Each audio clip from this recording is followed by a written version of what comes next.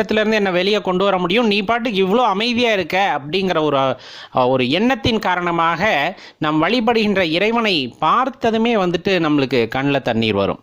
இது ஒரு வகை. இது தவறா அப்படின்னு கேட்டால் கிடையாது. இப்போ நம்மளுக்கு பிடிச்சவங்க கிட்ட, நம்ம உரிமையானவங்க கிட்ட தானே நம்ம போய் அழுக முடியும். கண்ணீர் எல்லா இடத்துலையும் வந்துடாது. நல்லா யோசிச்சு பாருங்க. கண்ணீர், உண்மையான அந்த கண்ணீர், துன்பத்தை வெளிப்படுத்துகின்ற கண்ணீர் வந்து எல்லாத்துக்கு முன்னாடி நம்ம அழுக மாட்டோம். வைராக்கியமாக இருப்போம். நமக்கு பிடித்தவர்கள், நமக்கு ஒரு உரிமை உள்ளவர்களை பார்த்தா தான் அவங்கக்கிட்ட சொல்லி அழுகணும் அப்படிங்கிற அந்த ஒரு எண்ணமானது வரும். அப்படித்தான் நம் இறைவனையும் பார்க்கின்றோம். நம்ம ரகசியங்களை, நம் மனதில் உள்ள துன்பங்களை சொல்வதற்கு ஒரு நம்பகத்தன்மை உள்ள ஆள் அப்படின்னு பார்த்தோம் அப்படின்னா, அல்லது அந்த கடவுளை வந்துட்டு நம்பகத்தன்மையான நபராக பார்ப்பதால் தான் நீங்கள் அந்த இறைவனை பார்த்ததுமே அழுகை வருகிறது. இதே இன்னொரு வகையில் ஆனந்த